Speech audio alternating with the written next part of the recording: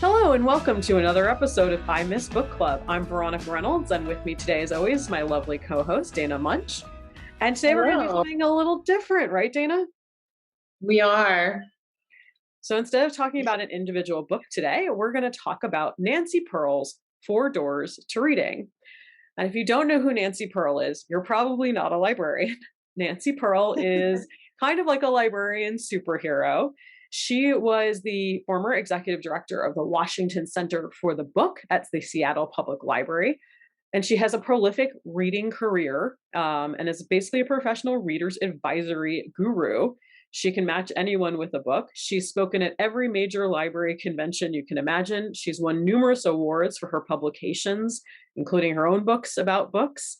The latest award she won was in 2021. She got the National Book Award for outstanding service to the American literary community, and it was a lifetime award. She's been Librarian of the Year. Anything you can imagine, library related, Nancy Pearl has won and explained to us. And this theory of her four doors to reading is one of the biggies. So I'll let Dana explain a little bit about the concept behind it. Sure. So Nancy Pearl's Four Doors suggests that there are four different ways that people fall in love with books or enter books. Basically, the main piece of a book that a person would be most concerned with in terms of something that they may enjoy. And so those four doors are story, character, setting, and language. They're a little self-explanatory, but we can kind of go through them. Obviously, for something like story, this is a person that's really interested in plot, something with a lot of action, things. There's a lot of things happening. It's a page turner. You're very invested in the story and what is happening. A character entry is someone who's going to be very interested in character development. They're interested in what the characters are thinking, feeling, all those interior sorts of stories would be a character entry. Setting is what it sounds like. It's the setting that the story takes place in. I mean, obviously, all books have some aspect of these things, but certain books have more of a sense of them. So for setting, some books are going to be really invested in world building or make you feel like you're really at a place or a specific period of time. And then the last one is language. So these are just books that are like delicious to read, that have really interesting language. People who are like into grammar and style can be pulled into a story that way as well. So I think the first question, Dana, is what kind of door do you walk through? What's your entry into a book? My entryway is gigantic and it's character. Personally, I almost don't care what happens in a book if I don't care about the character. So for me, that is really important. I have, of course, read books that kind of fall into any of these doorways. Sure. To varying degrees. And it's not to say that I haven't liked them, but the books that I really love are books that focus on the people.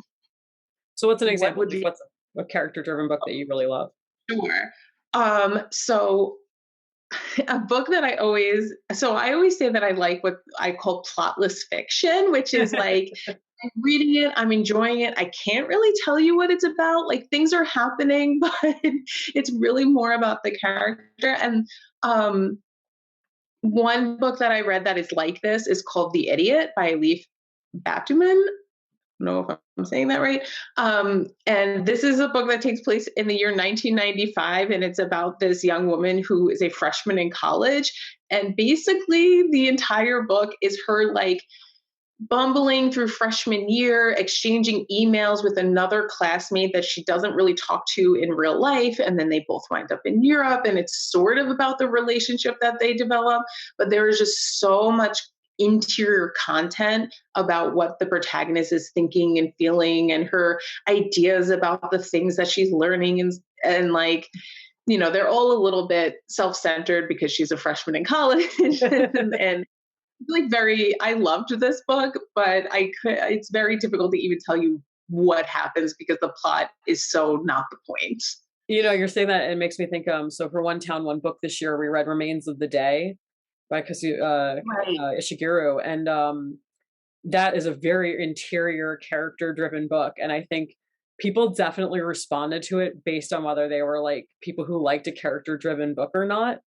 Because again, like the plot of Remains of the Day, like I could tell you the whole thing and not spoil the book, because it's Mhm. really like a guy who's been in service to a wealthy family his whole life finally gets a vacation for a couple of days, even though he doesn't see it that way. And goes, yeah, so Remains of the Day is like kind of got that vibe to it. And see, now I'm more of a story entry person. I love a thriller. I like horror. I don't have to like the main character. I do like if they're interesting, obviously. If they're very boring, I'm Yeah. not interested. But I will happily hang out with a really disgusting main character if they're compelling. And if the plot is interesting enough. Like I like something that really like gets along, we move, we go to the point. And it's not to say that I've never read like like a long, slow, character-driven book and not loved it. I have, but for me, definitely, if you want to get me hooked on a book and it moves, I am in. I would say secondarily, I am a language person because I will also say I'm like looking at it right now. One of my favorite things to read, it's not even technically a book, is Angels in America by Tony Kushner. I've read the play, like the book of the play, so many times because I'm obsessed with the language. It's so dense and interesting, and you can just keep picking it apart and picking it apart and picking it Yeah. apart. Um, but I'm definitely a story reader. Give me a fast moving, candy book, and I'm like all over it. You know, setting I think is so interesting because I do know like we have both help patrons who love a setting book. You know, it seems I Yeah. think like the strangest of the four, like why would you read something for where it is? But like I had a patron once who told me they like to read a book that's set in a place they're traveling to before they go. Yes. I have had this request a lot as well. And I love that. Like what a cool way to like integrate in to something. Um, Yes. and feel like attached to a place. I read the name. Oh, see, this happens even to librarians. The name's going to escape me entirely. But I read a really great Irish murder mystery a couple of, like right before I went on my honeymoon to Ireland, and it was so cool to have like that in my head when I got there. It was written by someone who lived in Ireland, and it was I don't know. It just really enhances a travel experience. I think in a lot of ways. So a couple of years ago, Chapters read this book called Burial Rites by Hannah Kent, and it takes place in Iceland in 1829. So it's a very different version of Iceland. But the book, it's a very interesting book. It's about this woman who is convicted of murder, and she is sent to stay with this family in the interim between, when she's accused and when she is on trial and everything like that. I loved this book. Anyway, it takes place in Iceland, and like the sense of like cold dreariness of the landscape really sets the mood for the entire book. And obviously, the plot of the book is a little bit grim, Right. but it's so like interesting in and of itself to take place in this setting. And you get like it changes the whole mood and tone of the book in a way that's a great support system for the plot that is happening. Yeah, absolutely. And like I think I think what's amazing is what can save a book from itself sometimes. Because, like, sometimes the plot isn't compelling and you're a plot reader, but maybe the language is so great that you're like, you know what? I will go along with this for the sake of that. Or, the main character is really repellent. It's, so when we record this, I'm literally staring at my bookshelf, which is very helpful. And I'm looking at Perfume by Patrick Susskind, which is a wild book if you've never read it. I don't recommend it to most people because it's a pretty unhinged book. It's like one of these books where like you'll hear like really goth bands being like that book really, informs my music. But it is an extremely atmospheric book, and it supports a very bizarre premise, which is basically this guy who's born like it's I think 1800s France. He's a murderer basically. He kills people for how they smell to make perfume. Like he's just like it's a very bizarre book, but it's extremely rich atmospherically in the way everything's described. When you think of trying to describe scent is like very difficult to convey. with words, Yes. and the whole book is And the about whole book is about trying to describe smell. to describe So I don't know, I find that really fascinating that a book can kind of be that. saved for you if it has one of those elements that you love in it, you know? Yeah, that a similar book that is like that, not in tone at all, but also has to deal with sense is The Scent Keeper by Erika Bauermeister. And the same thing that you're saying is like the plot is fine, it's like an interesting enough book. I enjoyed reading it. But the thing that really makes it interesting is the language that is used exactly like you said to describe the sense, because it's not something that you ever really think about. And having someone reflect back to you what a scent might smell like through a completely different sense is very interesting. Yeah, I mean, like, it's kind of I guess that's like the beauty of writing, right? Is like, how do you draw something that the other person can't see, smell, touch, feel, and still convey it? It's really quite beautiful. But I thought one of the things we could talk about is, as librarians, we do a lot of readers advisory, um, and I don't ask people, "Hey, which of these four doors?" I don't Yes. try, but you can get a sense from the kind of things that people read, maybe what they're looking for.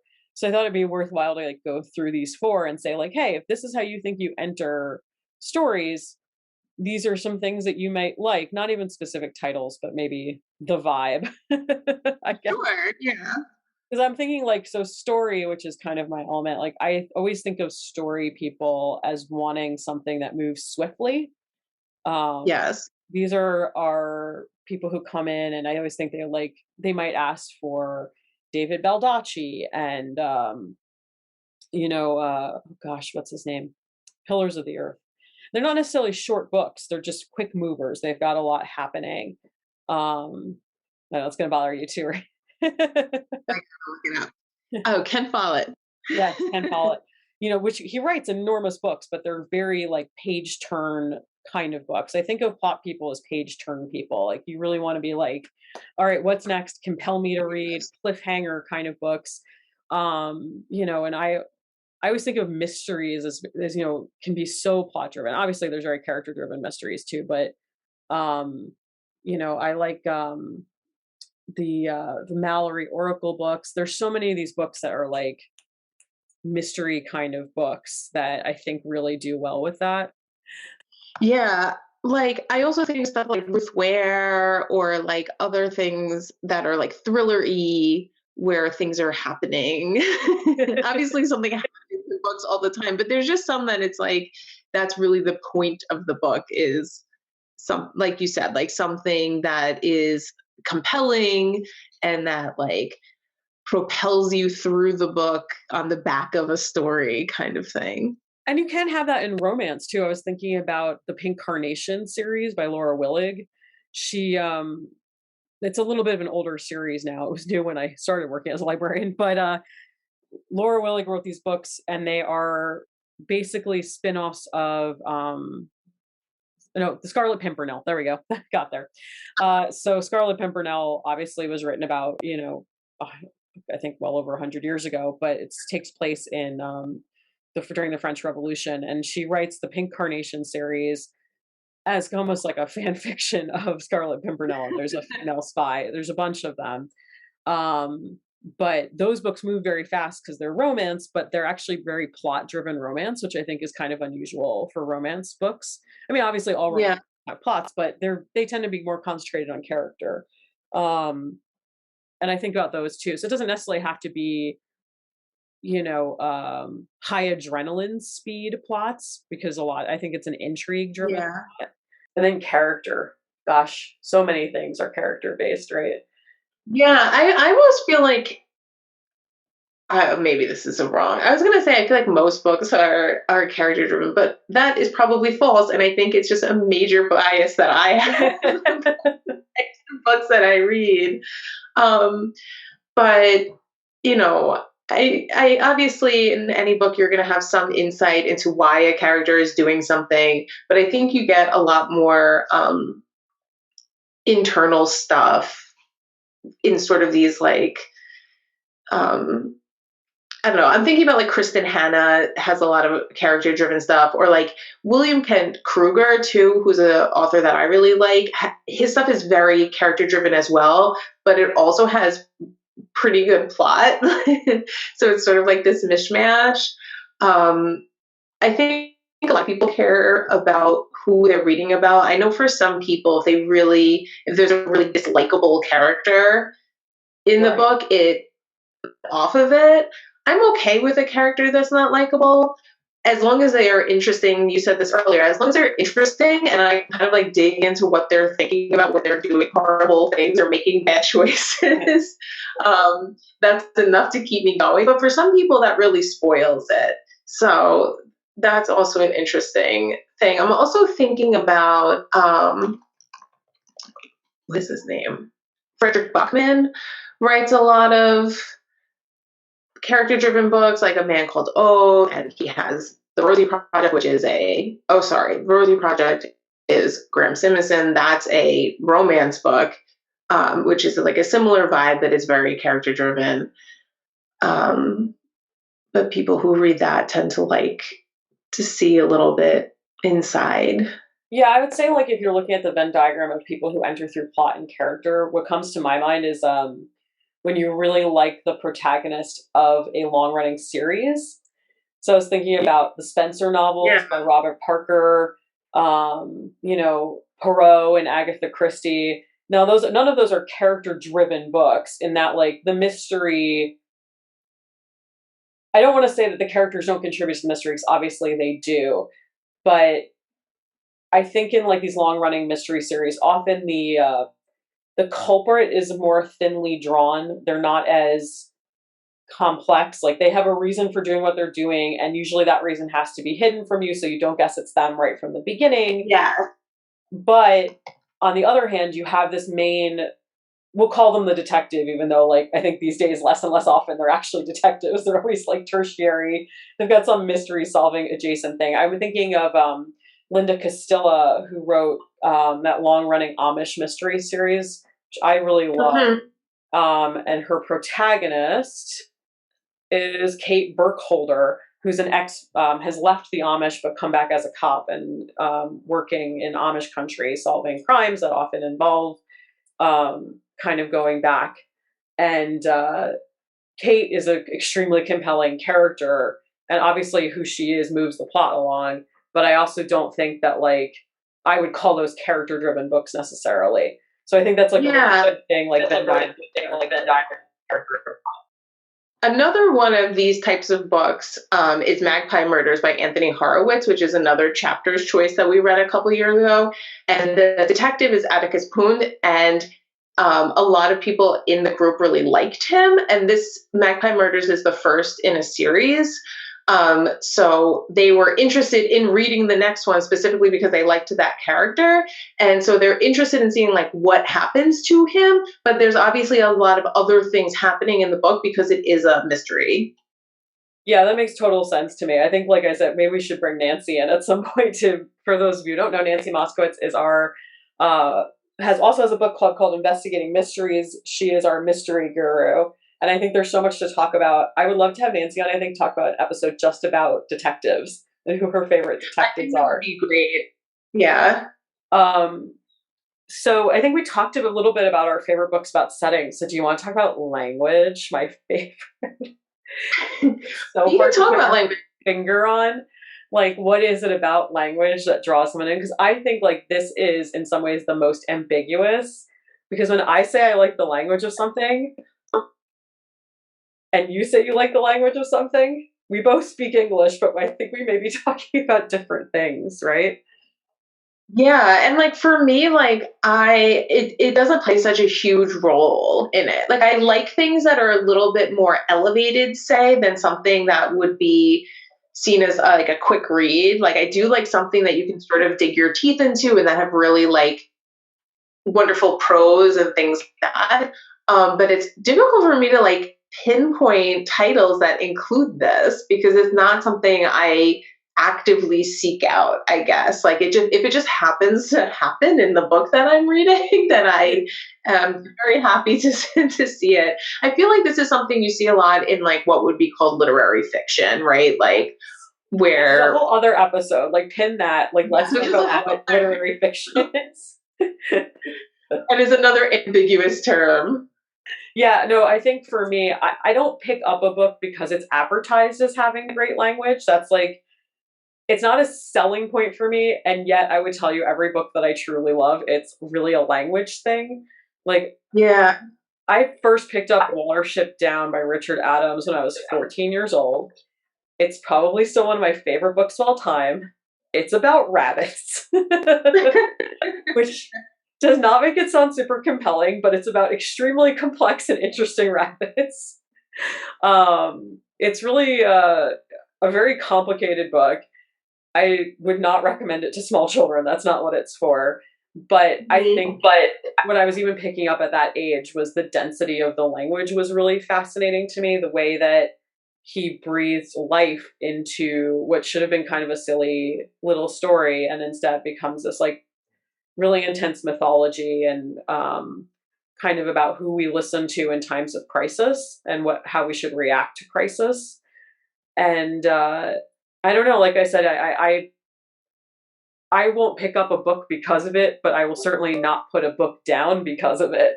Do you know what I mean? If a book is sticky, the one that comes to mind the most strongly actually is Night Circus by Erin Morgenstern. Which I loved this book.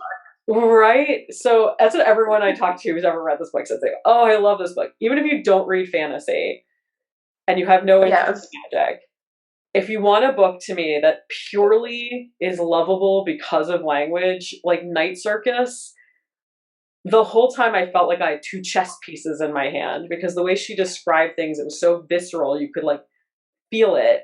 Language can just, it's so hard to put your finger on what makes it beautiful. It's not poetics, I don't think.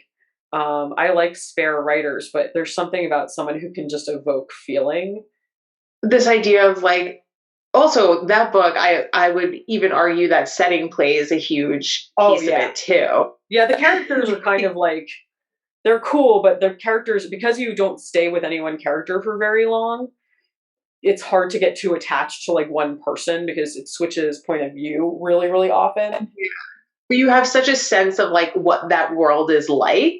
Yes. Which, as you're saying too, is like described with the language, but it also makes you feel like you're there and like understand a little bit what like the rules of it, but it's all very mystical. Yes. There is a single chapter just on the clock and the building of the clock that runs the circus.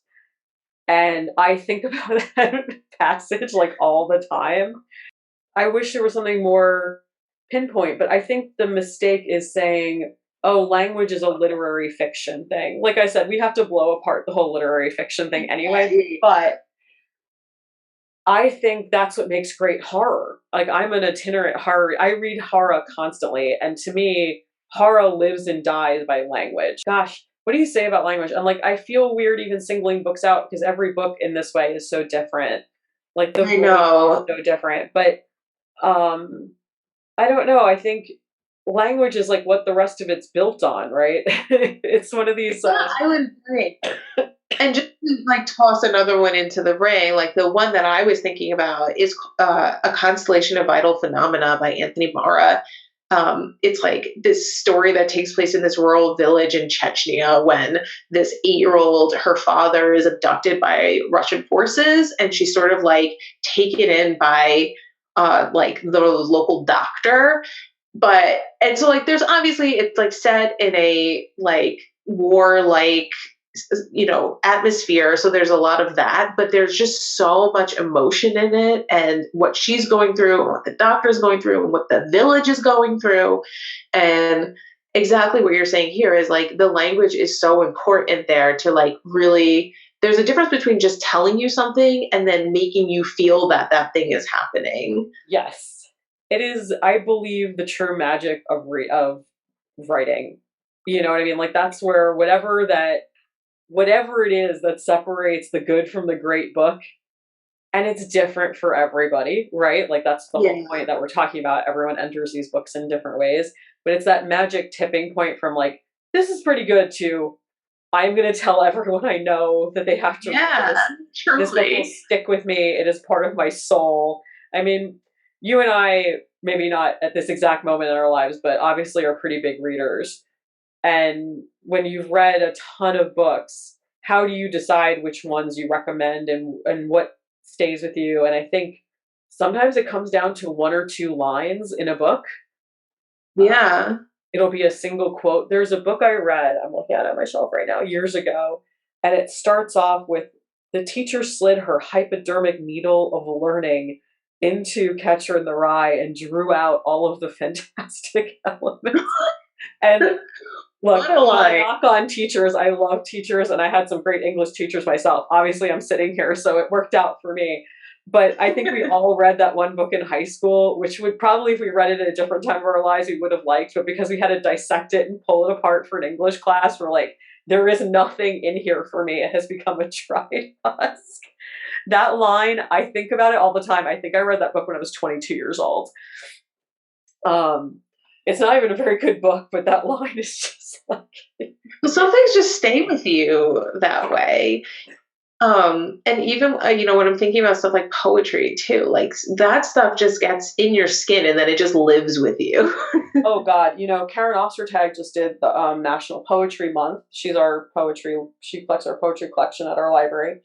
And I was editing the videos for it, and she read a poem by a Ukrainian writer called Is There Hot War? And I have to tell you, like, I edited it, so obviously I was looking at it for a really long time, but she did 3 other poems. And I just keep kind of thinking to myself on the day, like, just kind of like doing other things. I'm like, is there hot war? Like, it's just like it's just in my head. Like, that line really stuck with me. It's like repeated throughout the poem. It's on our YouTube channel. We're just New City Library over on YouTube. And I was just so compelled by that line. Like, I was just thinking about it every time people were talking about the Ukraine. The poem is really about living without war when you've lived with war for a really long time. When I'm saying to people, I remember this book, I'm remembering the language of the book, I think, more than the plot, the story, or the character. Sounds like for you, it's the character, though. It's usually the character, but there's a lot of books that I'm like, oh, I loved this book, but I can't really remember what it was about. And so for those sorts of books that, usually they're things that I've read a long time ago. It's just like the feeling that I was left with after I read the book and after everything has sort of moved through my memory, I'm still left with that feeling, which is so interesting to think about. Like, how did that even get there? Someone made up a bunch of words and put them on paper and I ingested them through my eyeballs. Like, this is a crazy thing. But it's, like people are so skilled with language, and being able to give that to a reader is such a gift. It truly is. And I don't know if we helped anyone find books or if we just talked about why we became librarians. We cannot be helped. It can't be helped. But I think that covers the gist of what Pearl was going for. And I think my recommendation to anyone listening is think about what attracts you to books, because that can help you find your next read. If you do have access to our public library or many other public libraries, and you don't like talking to people, which we totally understand, we all have a lot of digital resources for finding your next book. See if your library has Novelist or Book Browse, because as soon as you know these things about yourself and you know what kind of reader you are, you can use those tools to find your next read. Or if you don't mind talking to people, call us. We love to tell you what to read next. Yes, this is the thing we help people with all the time. I will also say that if you're not a big reader or you're new to reading, you can also sort of use these doorways to figure out what it is you like about other media. And it's a great bridge into reading once you know what it is that attracts you to a story. Yeah. And, just on that note, I think it's great that if you love a TV show that's based on a book, that's the first book you've picked up in a while. Fine, great, man. Come on, come as you are. I think just to leave off here is that regardless of our personal preferences or any librarian's personal preference. I have so many people who've come up to the desk over the years and say, I haven't read in a really long time, or I don't know what I like. And there's always a shame attached to it. And please don't be ashamed, because Dana, I'm sure, has had these moments. I, during the pandemic, read almost nothing. Yes, 100%. Reading is something that you can pick up at any point in your life and put back down again. And that's okay. And there's absolutely... There will be endless choices when you come back. Right. The books aren't going anywhere. That's the cool thing about books. Once the library buys it, it's ours. They can't take it away from us. We're happy to have you back whenever you walk in the door, and we are not judging. We do not care where you've been. We're just glad you're back, and we don't care what you're reading. Read everything on our shelves, please. We beg you. Or if you prefer audiobooks, great. If you want to start with graphic novels, awesome. We are very happy to help anyone get whatever it is that they're feeling in that moment. And I don't know anyone that we work with that would ever judge a person based on what they're looking for, what they want, what they haven't read. I truly don't care. And I don't mean that in a mean way. Yeah. It's going to inform how I maybe make a recommendation to you just based on what you're telling me. But my goal is to put something in your hands that you're going to enjoy, hopefully. Absolutely. There's no such thing as a trash book, a bad book. They're all just books. And we're happy to recommend them to you. So sorry to get on my soapbox about that. It just occurred to me. And I always feel sad that people are ashamed about what they're reading or how they've read it. They haven't been reading. There's no bad time to read. There's no bad book to read. It's all there, for everybody. Yeah. So on that note, we've got a little bit longer than usual, but I think we had a lot to say. So thank you so much, Dana. All right. We'll see you next time. All right. And thank you for joining us for another episode of I Missed Book Club. You can find out more about our library at newcitylibrary.org.